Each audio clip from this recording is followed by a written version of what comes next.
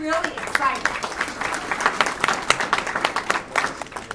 Because this is tomorrow, and you know, when you get in that 60 and older category, you're really excited about having younger people coming to the forefront to take hold of the helm here and go forward in this county. So thank you, Nick.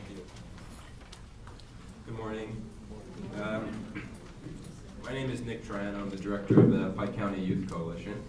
I just want to thank the organizers for having our organization here today and the opportunity to present.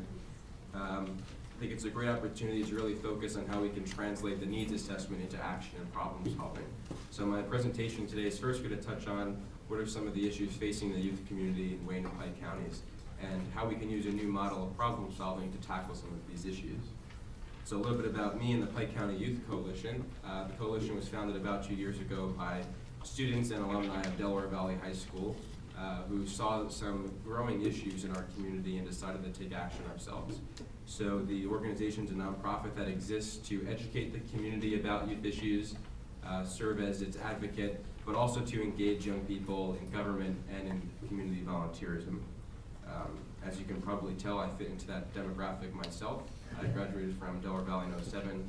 I'm a student down at Georgetown University in Washington, D.C. now, but I enjoy coming back home and working with other young people in the county on these issues. So who's the target audience that we're talking about? The coalition basically sees them as under 24-year-olds in our community. They have several key indicators that relate to some of the issues that we're seeing. First is loose community connection outside of the schools. The schools are the main hub of the community. That's where young people are involved and interested. In the absence of other community centers in Wayne and Pike County, that's where their strong association is at. And we see when they graduate from these institutions, there's loose connection to the community after graduation. Second, relative lack of social and economic opportunity relative to more populated areas in the surrounding states. This was cited in the needs assessment, as I'll elaborate on, as lack of things to do per se for young people, and also for part-time employment while they're in school, but more so full-time employment when they graduate. We have a great education system here, but in our region as a whole, sort of suffers from a brain drain of young people not able to return for lack of economic opportunity. And last, we're sort of known as a bedtime community in which parents commute to other states to work because that's where the opportunities are, but that leaves young people at home oftentimes unsupervised. The young adult and adult populations projected to increase in two particular parts of Pike County. You can see in that chart some of the populations that we're dealing with as far as young people goes. So the needs assessment pointed out as the fourth priority, community sentiment and the need for recreational activities and social programs for young people. This was a life satisfaction issue. And secondly, also dealing with young people is a high birth rate for 18 and 19-year-olds in Wayne Central and Pike West. Here's some other needs that our organization has been dealing with and some things that have come across our radar screen. First is drug and alcohol use and addiction, particularly around prescription drugs in recent years. This has been seen in the school districts as an increase in number of young people using prescription drugs. Secondly, teenage pregnancy and sexual activity. On our website, we did a white paper on this issue that you can download and read. If you recall, last fall there was some media attention, particularly in the Delaware Valley School District, about a spike in teenage pregnancies. Third, this came up just 2 days ago at a focus group that we participated in for the Commonwealth Medical College, and that's mental health inpatient care for young people and the lack of beds per se in surrounding area hospitals and young people having to be transported outside the area for inpatient care. Fourth, gap in social services for young people, the social services that are available.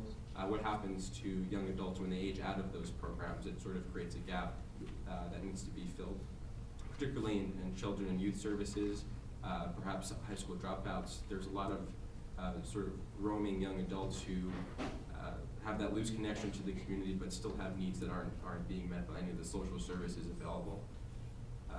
Latchkey to children and teens, this touches back to the issue of parents not being home, kids returning to their homes after school, not being engaged into the community and falling into some of the issues that we'll discuss.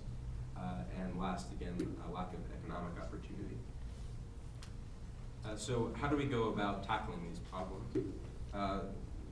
the Pike County Youth Coalition has sort of developed best practices in national and civic engagement and in dealing with young people to come up with what we call our theory of change. First is to identify and accept the issues that we're facing. There's some hesitancy among institutions in our community to accept that there is a problem. Teenagers are using heroin. Teenagers, 12 and 13-year-olds are engaging in sexual activity at that young age.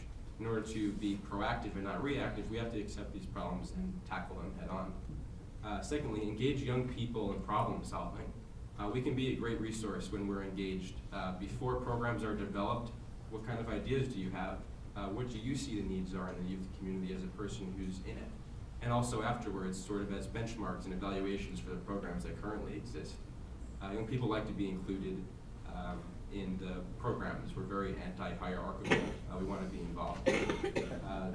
Third, look at the systemic causes of the problems we're facing. Again, maybe as an alternative to reacting, what are some of the systemic fundamental causes? I'll discuss that later with our mentoring program, but it's attacking the root causes of the problems that we're seeing. Fourth is be innovative. Think outside the box. Some of the current methods that we're using might not be effective. How can we think creatively about these problems? And last, engage volunteers in the community in sort of a citizen-centered approach. And I'll touch on that in a second. But first I wanted to go to 2 solutions to youth problems that we're facing and go through them as sort of what did we learn and what can be improved upon. The first is the teen pregnancy spike that I mentioned in the Delaware Valley School District. The response was a total revamping of the sexual education curriculum. The effect was mixed. It was good in that the school perhaps finally accepted there was a problem that they needed to address and the curriculum was outdated. But in evaluations by students afterwards, as reported by the school newspaper, weren't that great about the actual curriculum that came out.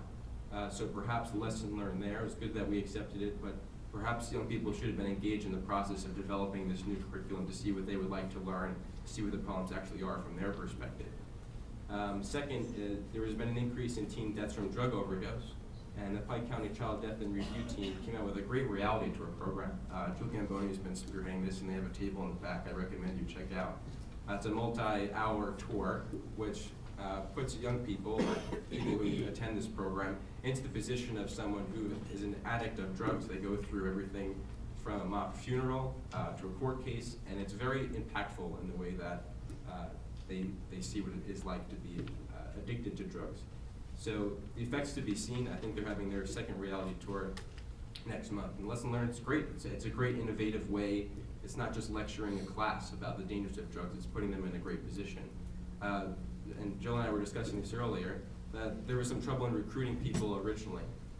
Sort of when these awesome programs come out, and our organization has dealt with this ourselves, we expect once we create it, perhaps it'll automatically just draw people in because of how good it is. But we were discussing perhaps more personal connections would bring more people in, and that's what the program is finding out, and it's on track to becoming very successful. So what is the citizen at the center approach?